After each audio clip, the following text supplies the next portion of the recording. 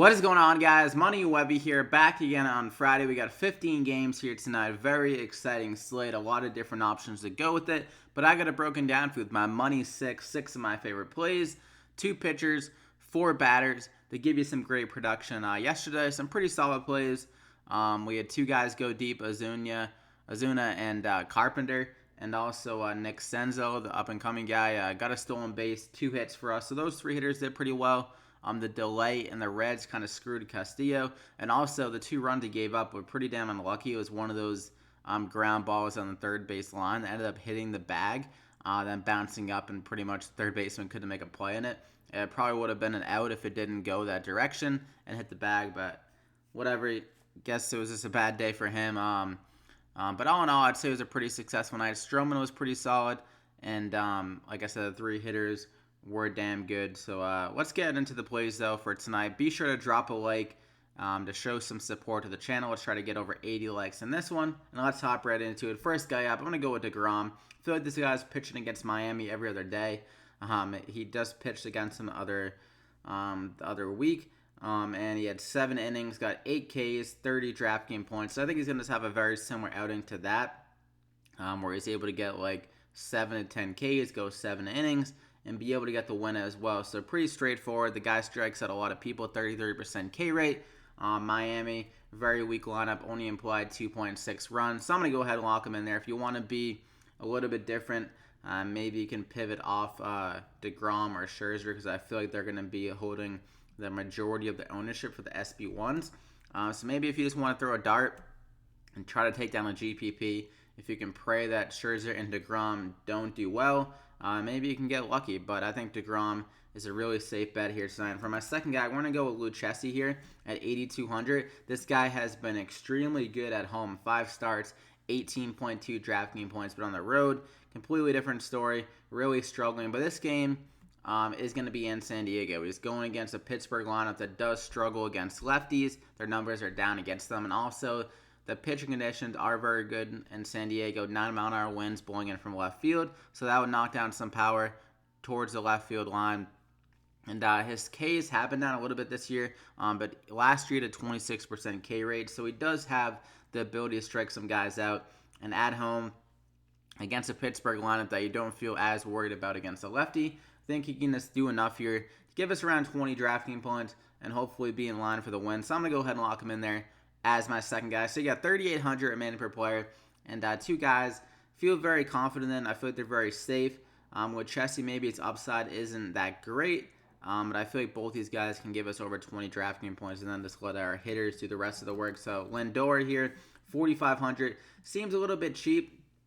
He's starting to heat up a little bit over the last few games. Had a stolen base, a home run against the White Sox, and he's coming off a 2-hit game with the double against the Orioles last night. And now in this game, going against Dylan Bundy, definitely not a good pitcher. Guy gives up a ton of home runs and just a ton of power. I think Lindor has the ability to go deep against him, obviously.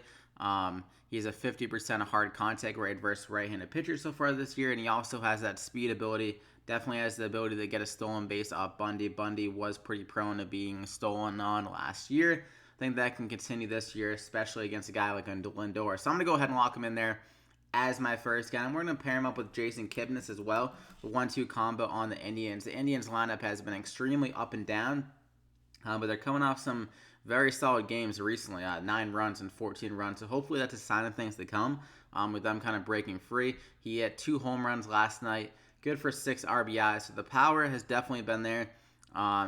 Well, recently, I mean, he's gotten the double as the home run. Now he's at 3,300. I mean, 3,300 for a guy that's on fire. Going against Dylan Bundy, like I said, gives up a ton of home runs.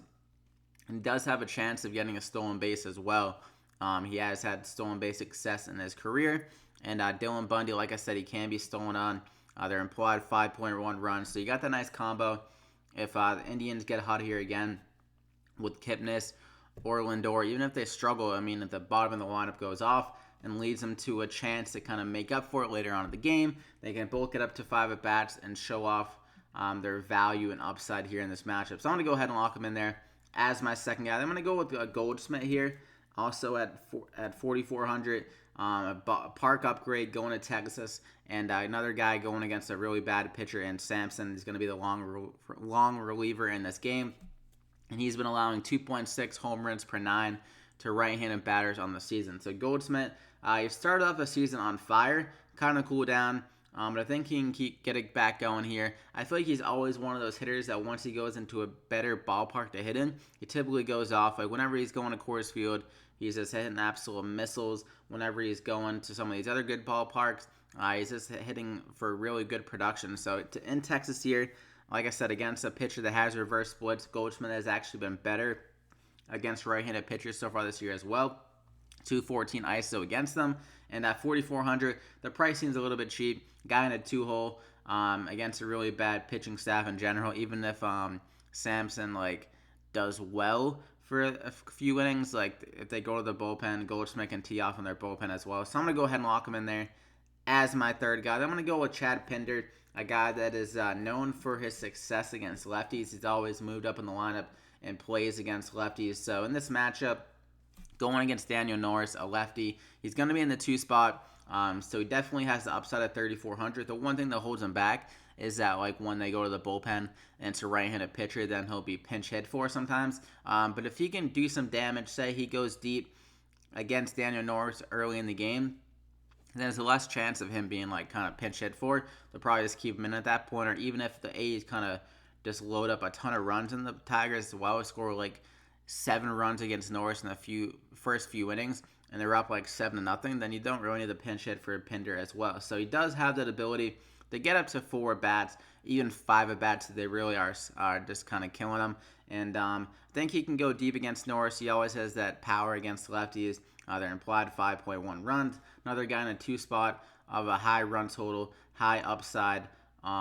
Just run a mound in this A's lineup here tonight going against Daniel Norris. So I'm going to go ahead and lock him in there as my final guy. So you got DeGrom, Chessie, Goldschmidt, really good power upside in Texas. Kipnis and Lindor against Bundy, both power, speed, upside in the 1-2 spot. Then Pender, always a guy that is known for his lefty ability. Can definitely get it done here against a lefty in that 2 spot.